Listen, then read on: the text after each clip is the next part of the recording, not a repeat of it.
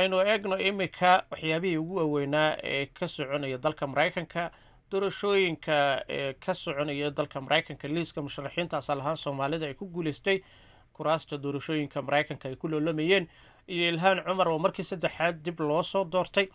ilhaan cumar ayaa markii saddexaad ku guuleysatay doorashada kursiga degmada shanaad ee gobolka minnesota ee koongareska maraykanka kadib markii ay ka adkaatay Cicely Davis oo ka tirsan xisbiga jamhuuriga. ilhaan oo sanadkii 2018 noqotay qofkii ugu horreeyay ee Soomaali American oo loo doortay koongareska maraykanka ayaa difaacatay kursigeeda.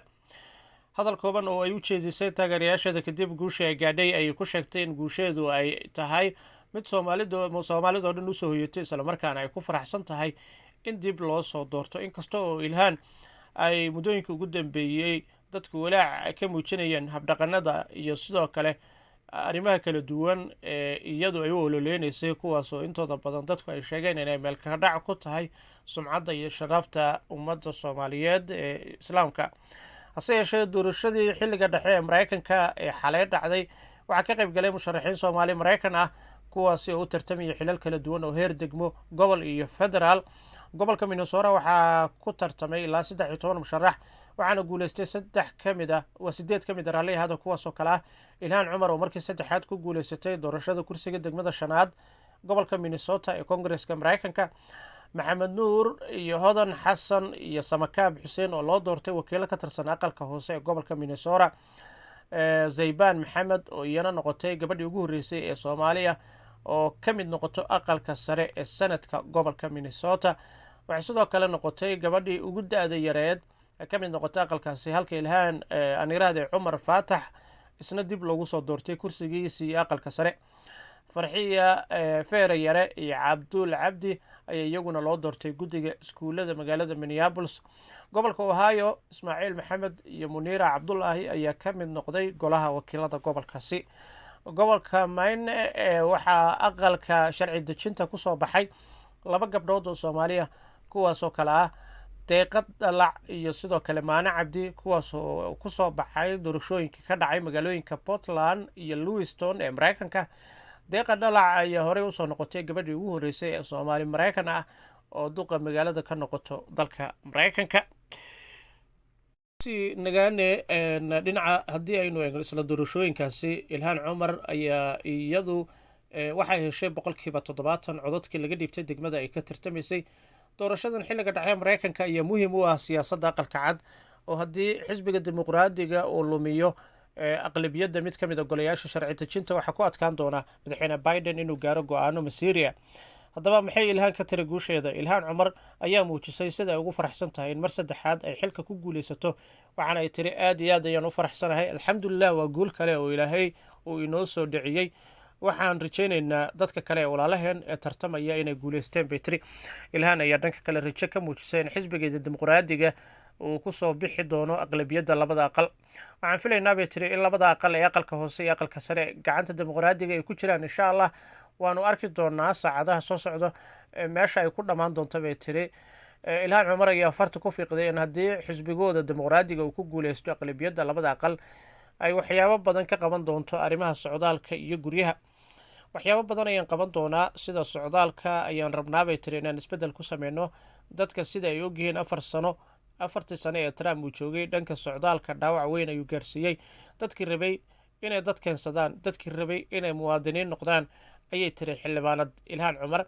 ilhaan cumar waxay xustay in 2 sano ee lasoo dhaafay ee xisbiga dimuqraadiga ku adkeed inay meelmariyaan isbedeladii loo baahnaa. 2 sano ee lasoo dhaafay bay tiri waxaa adkaa sababtoo ah aqalka hoose 3 qof ayaan ku saarnayn halka waxay tiri aqalka sarena aqlabiyad fiican ma aanan haysan. marka insha allah haddii lambaradaas sida aynu doonayno ay noqdaan waxyaabo badan ayaa inoo horgeli doonaa waanu soo dhicin doonaa bay tiri. ilhaan ayaa dhankeeda bogaadisay soomaalida ku dhaqan gobolka minnesota iyo sida ay garab istaag ugu muujiyeen xisbiga dimuqraadiga niraahde. waxaan rabnaa bay tiri maanta minnesota doorashada ka dhacday in tusaale ay u noqoto walaalaheen soomaalida qaarkood oo mar ka hadlayay in jamhuuriga loo codayo. dadkan ma ahan dad innaga waxay noo tari karo ama aan ku tashan karno. aad ayaan ugu mahadcelinaynaa soomaalida caqliga lahayd ee sida geesinimada leh u aamintay inaynu nahay dad la garab istaagi karo ama dad garab istaagi karo oo ummadda wax u qaban kara bay tiri. haddaba waa tuma ilhaan cumar. ilhaan waxay ku guulaysatay kursiga gobolka minnesota ee koongareska bishii nofembar markii ugu horreysay 2016 iyadoo noqotay mid ka mid ah labada hablood ee muslimka ah ee ugu horreeyey abid oo loo doortay aqalka koongareska maraykanka. qoyskeeda ayaa markii hore markaas yimid maraykanka iyagoo qaxooti ah. waxay noqotay haweeneydii ugu horreysay oo xildhibaan ka noqota koongareska iyadoo xidhan xijaab. waxaa horey loogu eedeeyey falal yuhuud nacayb kadib markii ay ka hadashay israel iyo kooxaha u ololeeya dalkaasi. waxaa xitaa dhaliilay xubno ka tirsan xisbigeeda dimuqraadiga kadibna raaligelin ay ka bixisay, waxayna sheegtay inay qaadatay dhaleeceynta cashirna ay ka baratay. ilhaan ayaa sidoo kale ka hadashay falalka islaam naceybka ee lagula kaco muslimiinta xilli ay ka falcelinaysay hadal lagu soo qoray xubin ka tirsan xisbiga jamhuuriga isagoo oo ku dhejiyey sawir muujinaya daarihii twin towers oo gubanaya. booliiska ayaa ku xidhay nin 55 sano jira gobolka new york kadib markii lagu eedeeyey inuu xafiiskeeda ku dhaliyey sawir loogu handadayo dilkaasi oo ku sheegay inay tahay arrin argagixiso.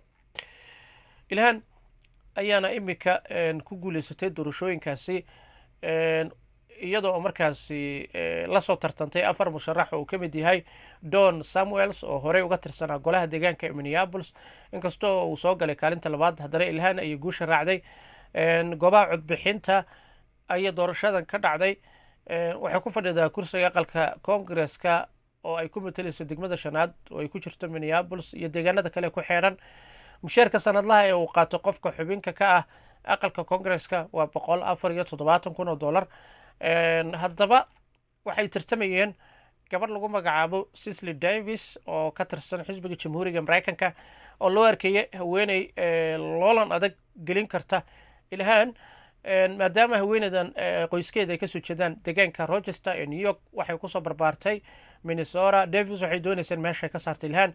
waxay ka mid ahayd dadkii ka hadlay dhibaatadii dabka saameeyey suuqa waheyn ee hargeysa, islamarkaana waxay ka qayb gashay gurmad iyo munaasabad dhaqaale loogu ururinaya dadkii ku hantay beelay suuqaasi. Cicely waxay jaamacadda shahaadada koobaad ka qaadatay Minnesota School of Business iyadoo ku takhasustay culumta maareynta arrimaha caafimaadka. Cicely Davis waxay bilowday inay dhaqaale u raadiso ololaheeda doorashada sida xilligaasi ay aad ugu hanweyneed. doorashooyinkan xilliga dhace waxa ay dhacaan markii uu kala bar noqdo xilliga uu madaxweynaha xilka hayo. waxaa sidoo kale jiray xilal loo dooranaya barasaabyada gobolada iyo sidoo kale xilalka kale xafiisyada gobolada ka tirsan ee dalkaasi maraykanka. waana filayaa in macluumaadkaasi aad si wanaagsan uga bogateen. musharaxiintaasi iyagoo ku guuleystay doorashooyinkii dalka maraykanka oo soomaalidu iyaguna ay ku jirtay gabar lagu magacaabo zayban maxamed oo noqotay gabadhii ugu horreysay soomaaliya oo ka mid noqotay aqalka sare sanadka ee gobolka minnesota.